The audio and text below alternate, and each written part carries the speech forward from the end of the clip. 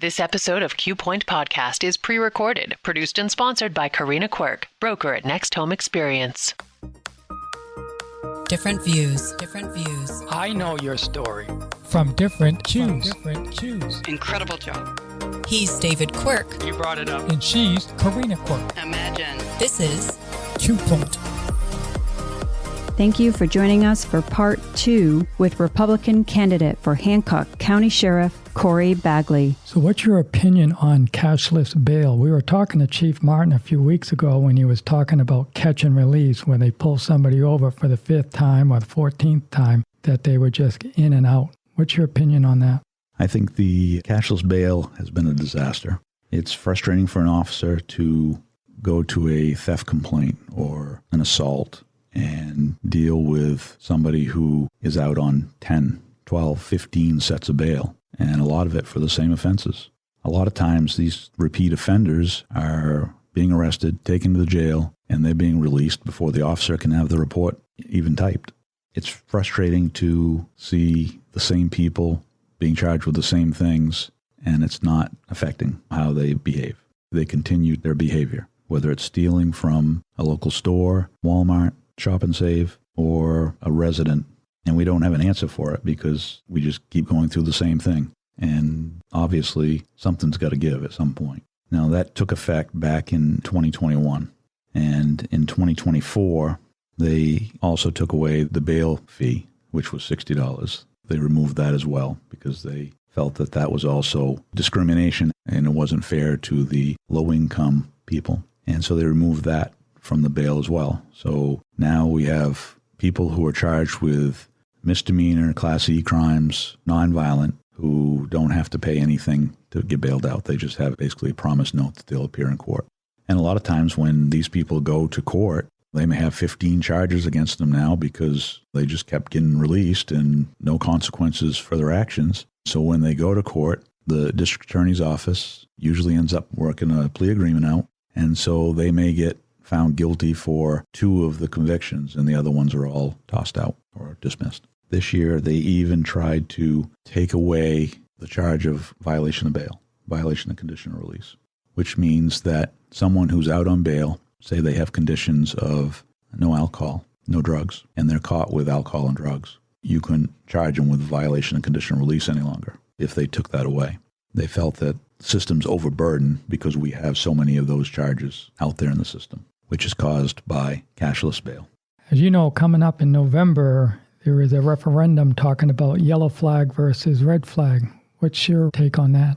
I believe the yellow flag process that we currently have that has been in place since 2020 is a good system. It works, and they make some tweaks to it over the last couple of years, which has made it a little bit quicker to be able to go through the process. We've done several of them over the last couple of years, and I think the system works. The difference between what we have in place now, the yellow flag law, and what they're proposing in November for the red flag law is basically right now you need a law enforcement officer to start the process. You have to take the person into protective custody.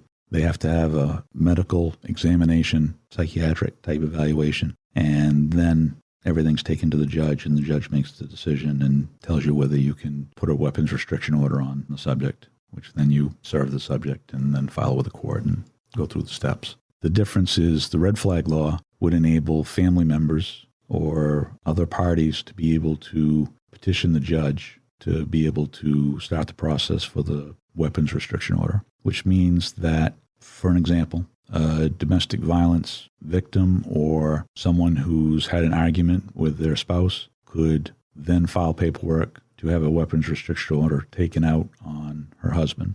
And there's no basis for it as far as any threats or any signs of psychiatric behavior or anything. That's a very dangerous step to allow anybody to be able to kind of start that process and not have a medical evaluation done on the subject.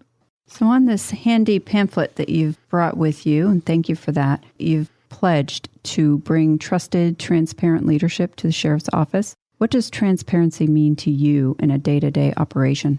Transparency means being able to share with the public what your operations are, what you're doing. what you're spending your budget on. I think it's important for people to know that the budget is being spent on stuff that is going to help protect the citizens of Hancock County. I think it's important for the citizens to feel that they can trust their elected officials to do the right thing and make the right decisions. Running for sheriff isn't just about a title. It's about stepping up to lead, to bring accountability and trust, and to make sure our sheriff's office is prepared for the future. I think it's important that if someone has an issue, they feel like they can come in to the sheriff's office and sit down and talk with the sheriff and be able to voice their concerns. Does that mean I'm going to be able to fix all the problems? Absolutely not. But at least I'm going to be there to listen. And maybe we can talk through some solutions and figure out what the best approach would be for us to move forward. I see on this card you talk about the charities. Corinne and I know Troy Morton pretty well, and Penobscot Sheriff has a charity program where they hand out during the holidays, helping some people out. What can you tell us about that? When I first started at the sheriff's office, I also started coaching at the same time. So I've been coaching for the past 32 years, and I've coached at Hancock Grammar School, I've coached at Ellsworth Middle School, and I've been at the Ellsworth High School coaching basketball for the past 22 years.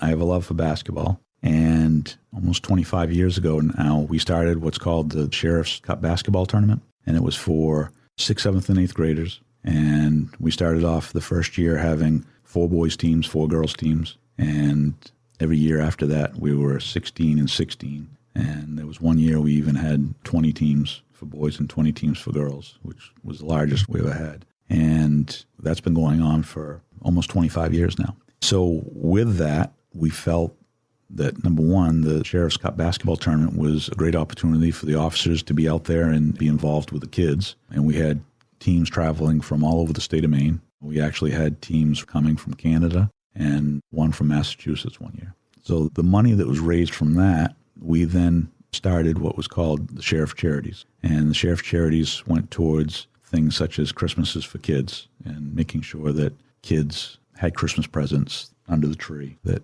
may not have had it if we weren't there. We obviously partnered up with other agencies that kind of had the know of who needed the presents and such. We've also, over the past 10 years, have been doing a lot more with senior citizens, working with senior citizens and make sure that they have a Thanksgiving meal, make sure they have Christmas presents, socks, or a blanket, little things, the necessities. So those were the things that we did during the holiday season. But through the rest of the year, we also help people in crisis, people who are suffering medical conditions, and it may be something as simple as gas cards to be able to travel to and from their medical appointments. Or it could be helping a family that just got burned out of their residence, being able to find clothes for them, or a car, or something that they may need to be able to just get themselves back on their feet. And I wish we would have been able to keep track of how much money we've been able to give out over the years. I have no clue on how much that is total, but it's significant. And it's one of the biggest things that I'm most proud about, being involved with that and being able to start that up with Sheriff Clark and everyone at the Sheriff's Office that has stepped up and worked on that. And even though I'm not there any longer, people have stepped up and that program is still going strong. And it's kind of partnered up with the Luke Gross Scholarship Fund as well. So those two programs are working hand in hand, and Luke's wife is pretty much the one who's taken the reins and has been running with it for the past couple of years. For those that don't know about that scholarship, tell us about it. Luke Gross was a deputy who worked at the Hancock County Sheriff's Office. I worked with him for many years, and unfortunately, a few years back, he was struck and killed while handling an accident on Route 3 in Trenton. Luke has 2 children and his wife, Lauren. It was probably one of the hardest things that I have had to go through, and I just can't imagine Lauren and the kids and what they had to go through. But all 3 of them are very strong and are doing great and have taken the role of making sure the Sheriff's Charities is continued on. And she started the Luke Gross Scholarship Fund. So when she kind of took over the Sheriff's Charities, I won't say they merged, but they're partnered up and working together. So there's a lot of events that are sponsored through the Sheriff's Office and through her doing. And there's a lot of deputies who are also involved with that and work on that, and also people who aren't deputies. It's a partnership. If you're just tuning in, this is Q Point Podcast. I'm Karina Quirk, co-hosting with my husband, David Quirk, and we are having a discussion with Republican candidate for Hancock County Sheriff, Corey Bagley. So what is your vision as a Hancock County Sheriff? I think that one of the first things is that the sheriff's office needs to be modernized. It needs to be responsive and engage with the public every day, not just when there's a crisis. I think it's important that our deputies are out there talking with people and building a rapport with people, trust, so the community can feel that they can call on them when they're needed. I think it's important that we have the newest technology to be able to help us do our job. We definitely need to improve our training, whether it's with the new technology, the mental health. And that's one of the big things that I want to push is get more training in mental health issues. Like I said before, it's one of the biggest things that we deal with nowadays. And so I think it's very important that we get as much training in the mental health issues as we can. And I want to make sure that every taxpayer dollar is used wisely to protect our communities. Public safety is not just one agency doing a job. It takes working with local police, fire, EMS, schools, the nonprofits, and of course the community itself. I want to be a sheriff who builds bridges between agencies, towns, and the people so we can solve the problem together. I don't want it to be just the sheriff's office. I think it's important that we are able to work with all the other agencies in Hancock County. It's important for information sharing, to be able to pass word on to those other agencies that we've had a burglary and this is what happened. That way, if Bar Harbor also had something that's very similar, then we might be able to compare notes, be able to piece it together and figure out who did it. We used to have, we called them task forces, like the underage drinking task force, where we had other agencies who were sworn in as deputies, and they would work with us on these underage drinking task forces, which meant that we'd go all over Hancock County, whether it was in Bar Harbor or in Aurora, and work these details. And those other officers from the other departments, it was an opportunity for them to kind of get outside of their area and see the other part of the county. But it's also an opportunity to work with other officers doing the same job, but just in a different area. And I think it's very important that officers are able to feel comfortable with one another and be able to rely on them to be their backup. And if they don't work together on a regular basis, sometimes you don't know.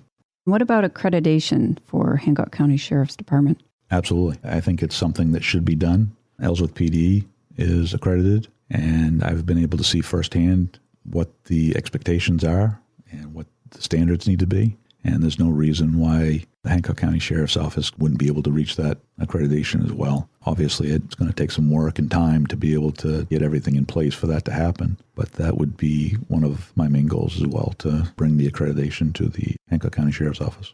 When you say modernize, can you name a specific item that needs to be modernized or equipment that you need that's not currently there?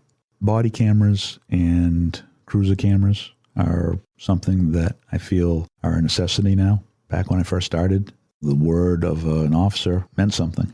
Now, unfortunately, it doesn't seem like it does mean as much. If you don't have video, a lot of times they're not sure it happened. And that's sad, but it's the truth. So I feel it's important that the officers have a cruiser camera as well as a body camera to help their case, but also to protect them.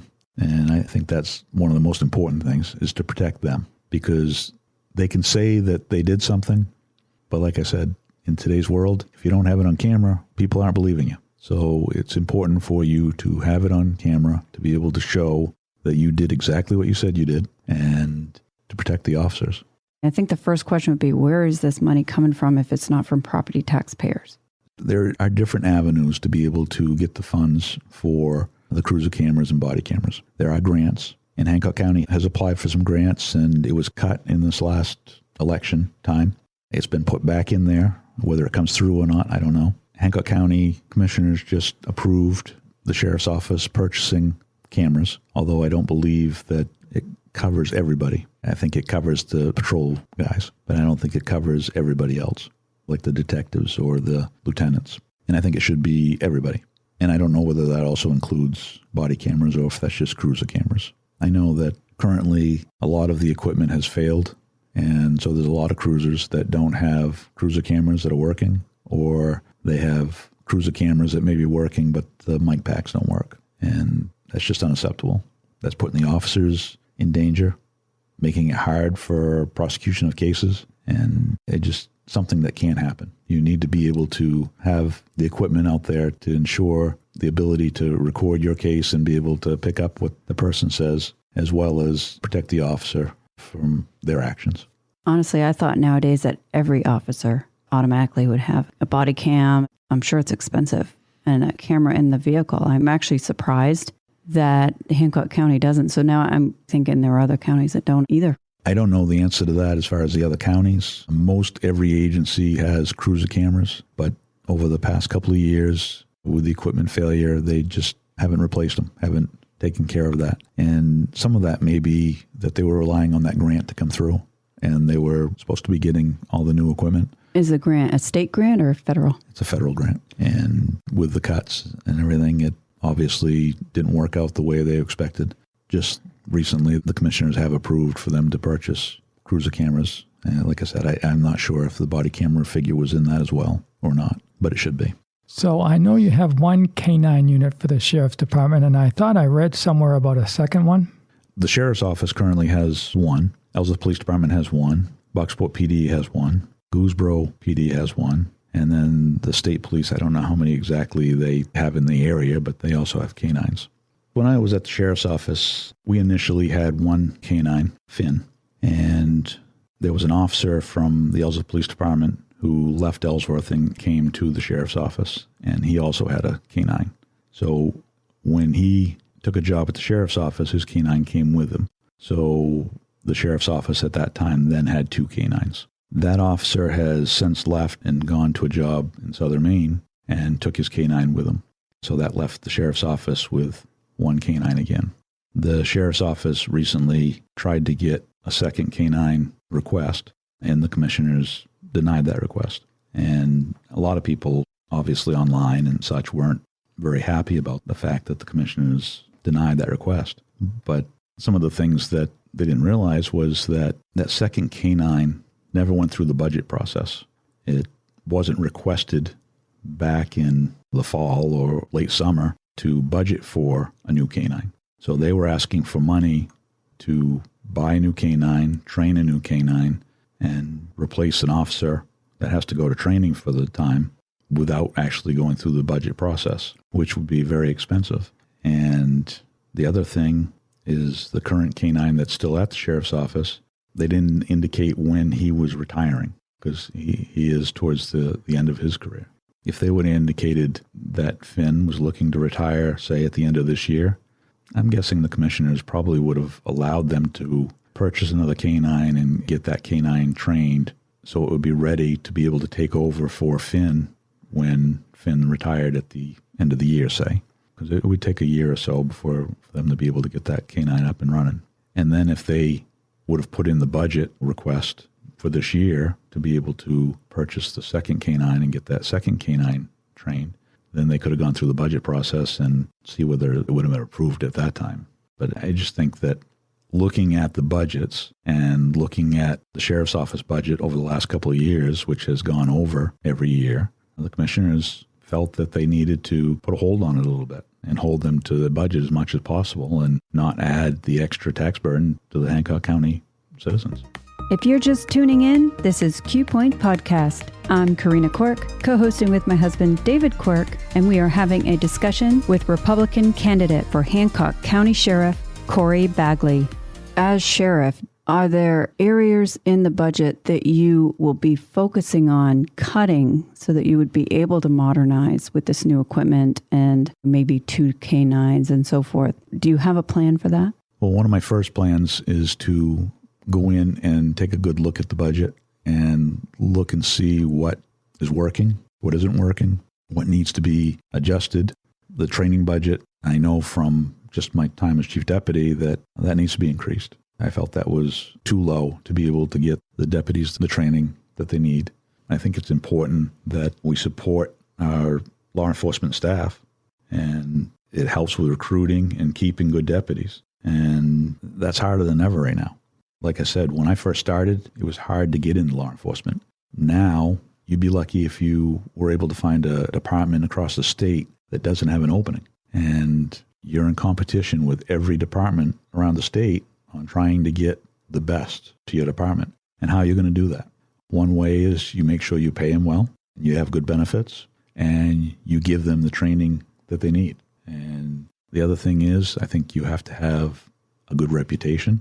Your department has to have a good reputation of somebody who supports their staff and is willing to back them up and show their support with them. And I think it's important, and we're going back to the mental health issue, but I think it's important that we also make sure that our officers are given the mental health help that they need as well. You have to remember that these officers are out there on the streets and they're seeing the worst of the worst. I mean, if somebody has an accident, that's a bad day for them. These officers are dealing with that every single day. They're seeing death. They're seeing people at their worst, whether it's a domestic violence situation or if it's an overdose, parents who lose their children and you have to go and let them know that their son or daughter has died.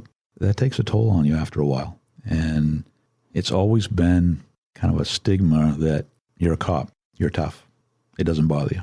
And 5 to 7 years ago, people finally realized it was okay to say that you need help or you need to talk to somebody. And I think it's important that we make sure that we're there to give the help to our officers.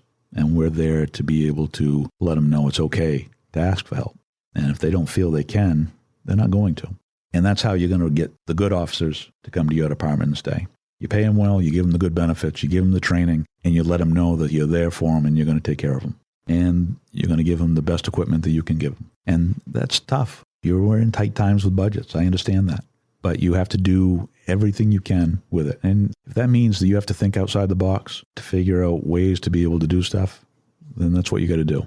And that's why I think it's important that, number one, if elected sheriff, I would surround myself with good people that have the same mindset I do and are willing to work to make sure that that department is one of the best in the state. So another important aspect that I feel is really important for us to be able to do is build the community trust. And law enforcement works best when it's rooted in transparency and communication. I want people to know that the sheriff's office is approachable and accountable. When residents feel that they can trust us, they're more willing to work with us, share concerns, and help prevent crime before it happens. If you trust somebody, you're more willing to talk to somebody. If you don't know somebody or you don't trust them, then you're less likely to give them information about something going on, about something you saw. And just a little bit of information sometimes can be the break in a case. So would you have your staff out there like you were coaching and getting involved in different community events or a barbecue and stuff like that so the community actually sees them out there more? Absolutely. I would encourage it. I want my officers to be part of the community. I'm looking at a program where we can encourage the officers to be out there in the community, whether it's coaching or mentoring or just being a friend to a kid in need, a kid that may be going through a rough time.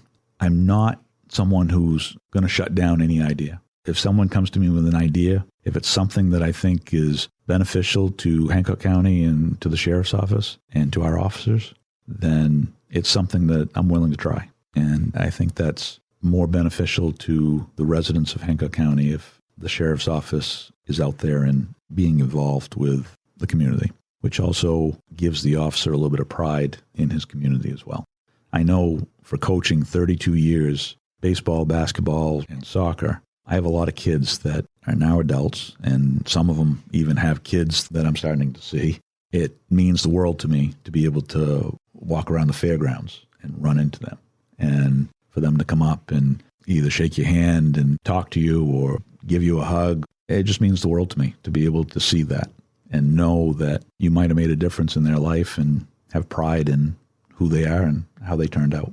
So, Coach, why don't you tell us about your family? And are they ready for this campaign? Yes, they are more than ready, and they're very supportive. My wife, Stacy, she's a nurse in mental health. She's very excited about the campaign. And my son, Nick, who is also in law enforcement, he's a trooper. And my daughter, Caitlin, is an occupational therapist. They're all on board, and they're all part of my campaign committee and have different roles. But they're very excited and kind of knew this was the next step for me and ready for me to take it. So if somebody wants to get involved in your campaign, what's the best way for them to reach out? They can do that a couple of different ways. My email address is bagley4sheriff@gmail.com, or they can go to my website, which is CoreyBagleyForSheriff.com, Instagram or Facebook, Corey Bagley for Sheriff, and X, which is @Bagley4Sheriff. That one is actually Bagley, the number 4 Sheriff. Before we let you go, tell the voters why they should be voting for you for Hancock County Sheriff. I've spent 31 years serving Hancock County at the Sheriff's Office and the last 2 at the Ellsworth Police Department. I've dedicated my life to keeping our community safe. I feel running for sheriff isn't just about a title. It's about stepping up to lead, to bring accountability and trust, and to make sure our sheriff's office is prepared for the future. I take great pride in my time at the sheriff's office, and I want the people of Hancock County to be able to feel like the sheriff's office is part of the community, part of the neighborhood. I want them to be able to feel comfortable reaching out and talking with the deputy that they may see parked on the street or at the local church. I want the citizens of Hancock County to feel like they're safe and that they're being heard and able to vent if they need to vent with their concerns and feel like somebody's actually listening and someone's going to be able to do something about what it is they're concerned about. That's why I want to be the next sheriff of Hancock County. I want to be able to do that for the citizens of Hancock County, and I would be grateful for your vote. You've been listening to Q Point. Follow us at qpointpodcast.com or on your favorite streaming app. This is where you can get the news from the people who make the news. Make sure to join us next time.